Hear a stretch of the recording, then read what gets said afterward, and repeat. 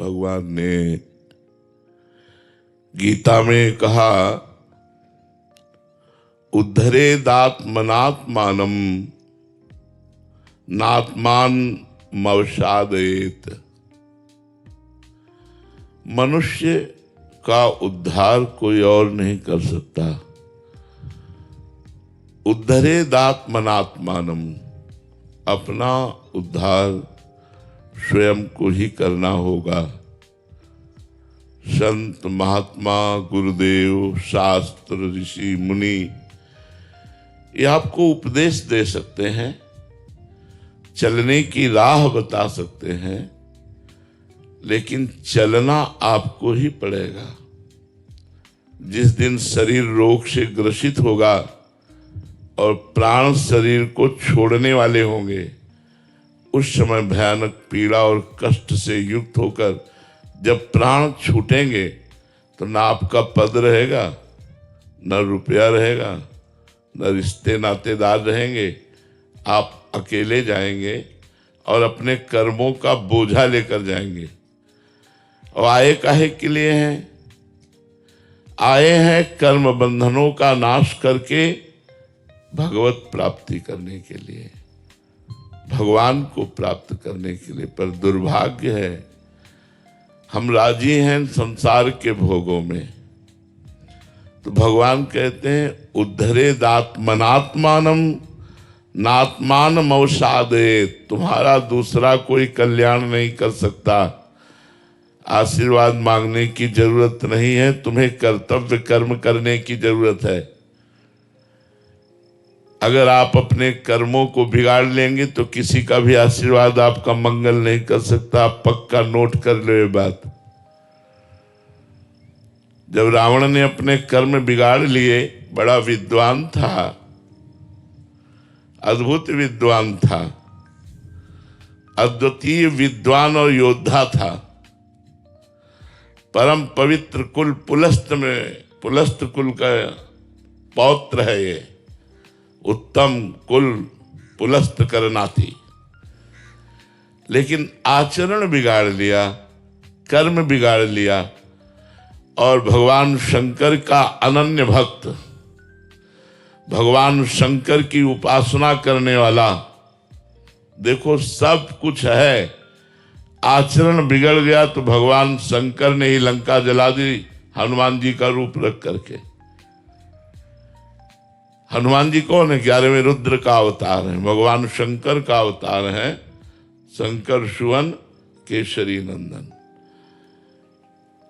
अगर हम पढ़े लिखे हैं, भगवान ने हमें मनुष्य जीवन में बुद्धि दी है, हम दूसरे का अहित करेंगे और जो शास्त्र निषेध करता है कि ये नहीं करना चाहिए, कानून कानून है, कानून के खिलाफ अपराध है। तुम्हारी समझ में भले अपराध ना हो, लेकिन कानून के खिलाफ अपराध है। ये हमारे शास्त्र क्या है? ये भागवतिक लॉ है, कानून है। अगर इनके विरुद्ध चलोगे तो पाप कर्म बनेगा, और पाप कर्म का फल होता है दुख, अशांति, चिंता, शोक, भय, मृत्यु और नीच योनियों में जाना। इसलिए आपको कमर कसनी पड़ेगी अपने उद्धार के लिए। अगर इस जन्म में उद्धार ने, माना आप इस समय बहुत बड़े पद में बैठे हैं, लेकिन अगली योनि हो सकती है सुअर कुत्ता की मिले, हो सकता है भूत प्रेत बनना पड़े, क्योंकि भजन है नहीं, भगवान के प्रति समर्पण है नहीं।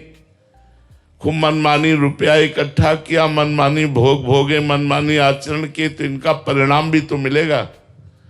और इनका जब परिणाम मिलेगा तो भोगना बहुत कठिन होता है। कह देना बात सहज होती है, अरे यार हम देख लेंगे बाद में, नहीं देख पाओगे। ऐसे भयानक भयानक पीड़ा और कष्ट हैं कि केवल स्वयं को भोगना होता है, दूसरा कोई नहीं जानता। ये पक्की बात है कि कलयुग में मन मलिनता की तरफ भागता है। इसे शास्त्र की बातें अच्छी नहीं लगती, संतों की बातें अच्छी नहीं लगती। ये बुरी बातों को करने में बड़ा खुश रहता है। मन जो है बुरी बातों को, शराब पीना, मांस खाना, पराई स्त्री से व्यभिचार करना, घूस लेना, दूसरों को सताना, बहुत तरह से गंदी बातों में, अपराध में ये खुश रहना चाहता है। यद्यपि खुशी अपराध में नहीं है, खुशी तो सत्य मार्ग में चलकर दूसरों को सुख पहुंचाने में है। ऐसा क्यों है? क्योंकि हमारा मन मलिन हो गया है।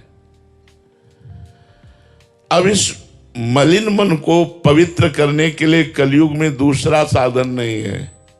जैसे आप यमुना जी को देख रहे हैं, कितनी श्रद्धा है आपकी यमुना जी पर। आप स्नान करोगे तो आपकी श्रद्धा के अनुसार फल मिलेगा। गंगा जी, यमुना जी जो पवित्र हमारे पापों का नाश करने वाली हैं, उनमें ऐसे सीवर नालियां बड़ी बड़ी डाल दी गई हैं कि ये पवित्र तीर्थ हमारे आज कलयुग का ऐसा प्रभाव। यहाँ यहीं से बैठने को देखने में जूता चप्पल धोना, ऐसे ये वो सब बहता जा रहा है। मतलब वो बड़े बड़े नाले, लेकिन गंगा जी तो गंगा जी हैं, यमुना जी तो यमुना जी हैं, पर हमारी कलयुगी श्रद्धा इन पर नहीं बन पाएगी।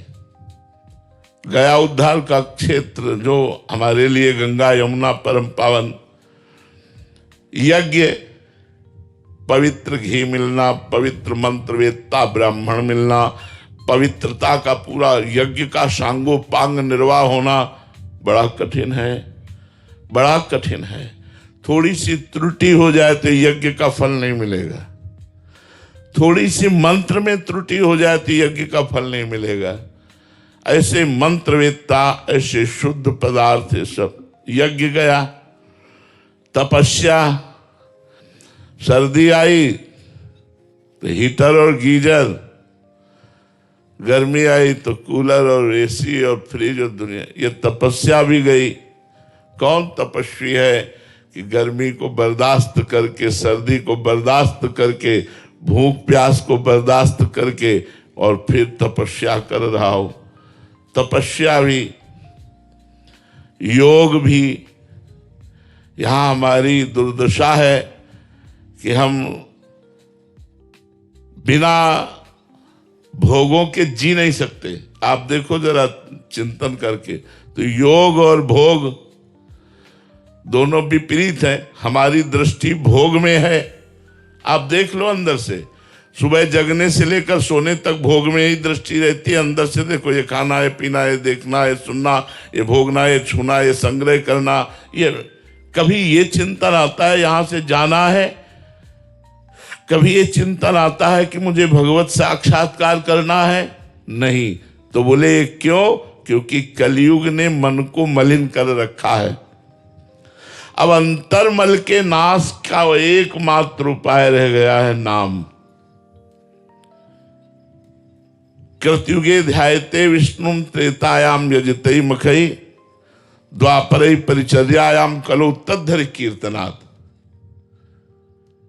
सतयुग में ध्यान के द्वारा भगवत प्राप्ति होती थी। आंख मूंदो, देखो ध्यान में क्या दिखाई देता है? अंधेरा। ईमानदारी की बात देखो, बेईमानी से कहोगे कि हमको ये दिखाई देता, हम नहीं मानेंगे। ईमानदारी से देखो, आंख मूंदो तो अंधेरा दिखाई देता है। मन एक सेकंड भी रुकना नहीं चाहता तो ध्यान कैसे लगाओगे? ध्यान के लिए तो बहुत बड़ी आवश्यकता है। यम, नियम, आसन, प्राणायाम, प्रत्याहार, तब ध्यान, तब ध्यान। सतयुग में ध्यान के द्वारा भगवत प्राप्ति होती थी। त्रेता में मखई, यज्ञ के द्वारा भगवत प्राप्ति होती थी। द्वापर में भगवान की विविध पूजा के द्वारा होती थी। लेकिन कलयुग में केवल नाम जप से भगवत प्राप्ति होगी। कलयुग बहुत बड़ा मलिन युग है और बहुत बड़ा मंगलमय युग है। यदि इसमें सही आचरण करके और कुछ ही भजन कर लिया जाए तो ये भगवत प्राप्ति करा देता है। जो 10-10 हजार वर्ष तक तपस्या करने पर भी नहीं होती थी, कलयुग में वर्षों में हो जाए, पर मन लगे तब। नाम जप,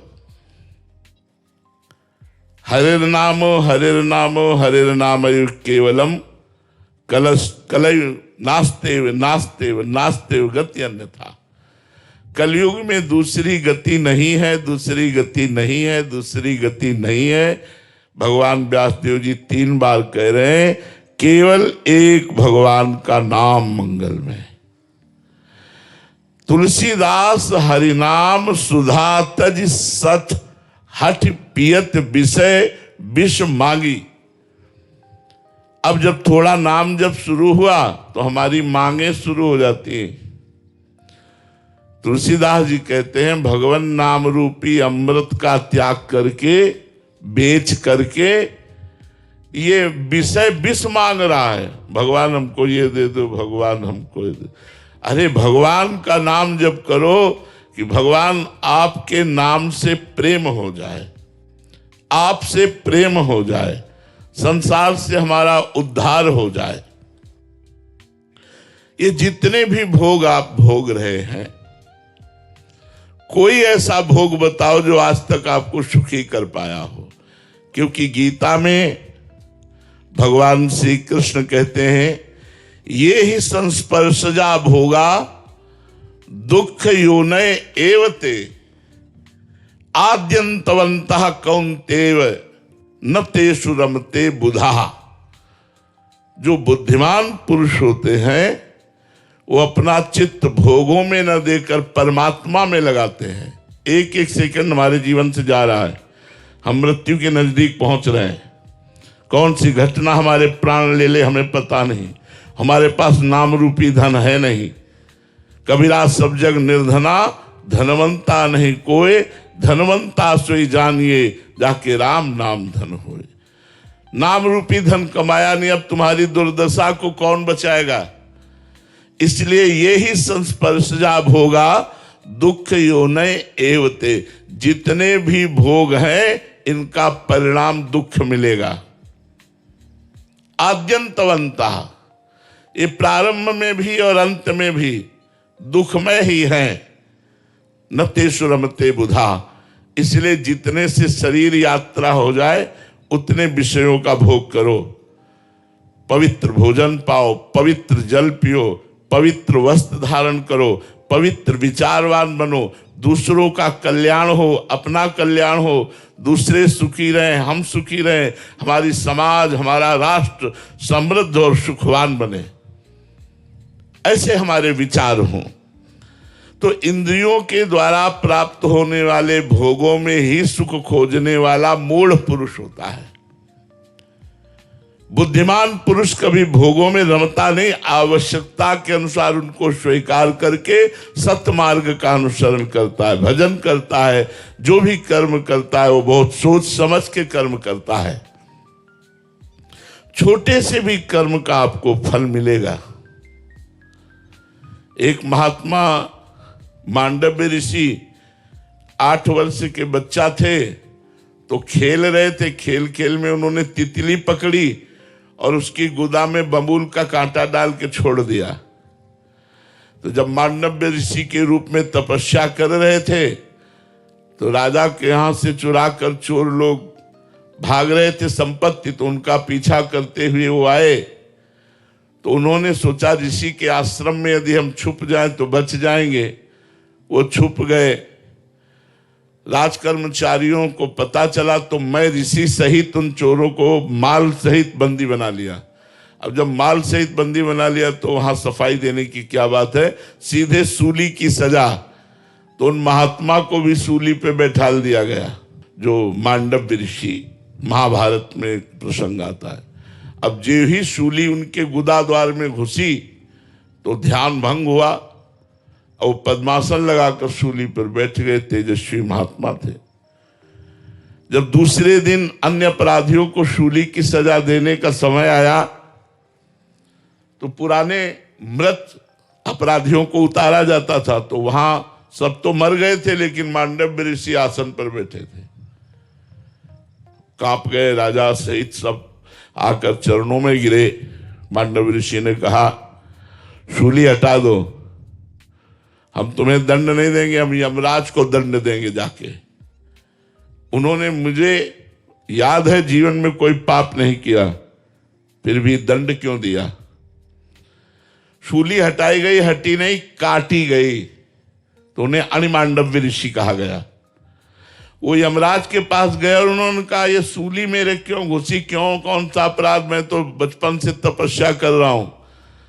तो उन्होंने दिखाया कि 8 वर्ष की अवस्था में आपने तितली की गुदा में बबूल का कांटा छोड़ दिया, उसके फलस्वरूप आज आपको सूली की सजा भोगनी पड़ी।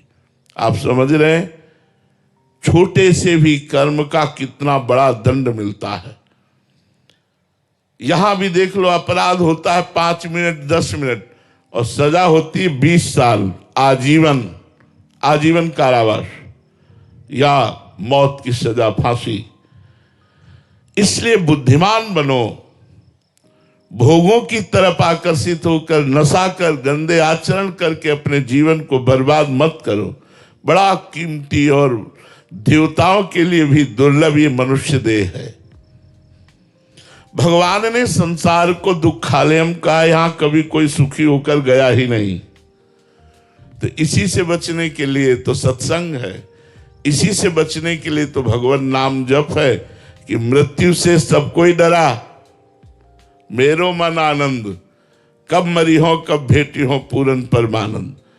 आप कुछ भी कर लो, डर, चिंता, शोक, निगेटिव विचार, इनसे आप नहीं बच सकते जब तक आप नाम जप नहीं करोगे, पवित्र भोजन नहीं पाओगे, अच्छे आचरण नहीं करोगे। जगत में द्रोह पैदा करके यहां से जो जाएगा उसे यहां अवश्य जन्म लेना पड़ेगा और द्रोह का हिसाब देना पड़ेगा। छल कपट द्रोह करके धन कमा करके आप सुखी नहीं हो सकते। 2 मित्र थे, दोनों बंबई धन कमाने के लिए गए। छोटा मोटा ऐसे ही कार्य करते करते थोड़ा धन हुआ, फिर दुकान खोली, फिर और धन। एक समय आया, दोनों ने मिलकर एक होटल खोला। बहुत पैसा एकत्रित होने लगा होटल से। एक के मन में दूसरे के प्रति द्रोह पैदा हो गया कि इसको अगर मार डाला जाए तो पूरे होटल के मालिक हम हो जाएंगे। मारने में क्या लगता है, भोजन में पेय पदार्थ में जहर मिला के दे दिया, वो मर गया। अब तो अकेले मालिक। जब गांव लौट करके आए तो गांव वालों ने पूछा, वो तुम्हारे साथ गया था? बोले बस वो थोड़ी देर ही साथ रहा, इसके बाद वो कहां चला गया मुझे कोई पता नहीं, सांप बच गए। अब गांव में आकर खूब जमीन खरीदी, बढ़िया मकान बनाया। बंबई से तो चल ही रहा था होटल से। कुछ समय बाद ब्याह हुआ। ब्याह होते ही 1 वर्ष बाद लड़का पैदा हुआ। लड़का पैदा तो खुशी ही खुशी, आनंद ही आनंद छा रहा है। धीरे धीरे लड़का सयाना हुआ, उसे अमेरिका पढ़ने के लिए भेजा। खूब पैसा खर्चा कर, क्योंकि पैसा है। अब कैंसर हो गया लड़के को। अब ऐसी उल्टा चक्र चला कर्म का, फिर पैसा खर्चा होना शुरू हुआ। धीरे धीरे जमीन बिकी, होटल बिका, सब बिका, कर्जा हो गया। अब पैसा खर्चा करने के लिए नहीं। तब लड़के को बीमारी अवस्था में फिर घर लाए और पैर छाती से लगा के उसके रख के रो रहे थे, बेटा अब क्या करूं? तो उसने कहा, बेटा अब क्या करूं? एकांत में जो जहर दिया था उसी का कर्म फल तुम्हें देने के लिए मैं आया हूं। मैं तुम्हारा बेटा बेटा नहीं हूं।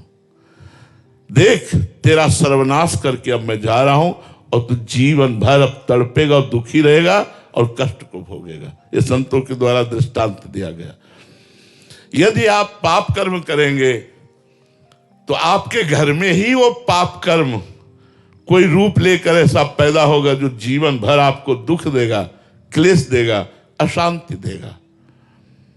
इसलिए मनमानी मत करो, शास्त्र के अनुसार चलो, भगवान का नाम जप करो, पवित्र भोजन करो। जब तुम्हारे अंदर नाम भगवान का कृपा प्रसाद होगा तो आप देखोगे आप विशेष आनंदित रहोगे। अभी आनंद को जाना ही नहीं, किसे आनंद कहते हैं। त्रिभुवन में जितना आनंद है, त्रिभुवन में यहां से लेके ब्रह्मलोक तक, वो माया में है, इसलिए उसे आनंद नहीं कह सकते, उसे सुख कहते हैं। सुख का परिणाम दुख है, हर सुख का परिणाम दुख है। आनंद, परमानंद, अखंडानंद, ब्रह्मानंद, भगवदानंद, ये लेने के लिए हम मनुष्य जीवन में आए हैं, और वो केवल भगवान से ही जुड़ने पर मिलेगा।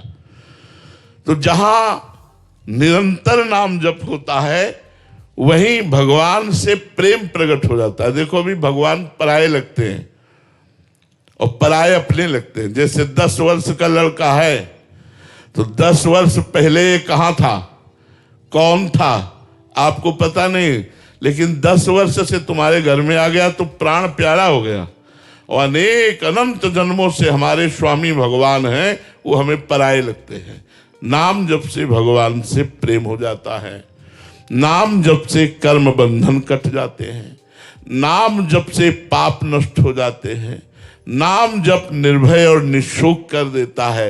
इसलिए सबसे प्रार्थना है कुछ मिनट नाम जप जरूर कीजिए।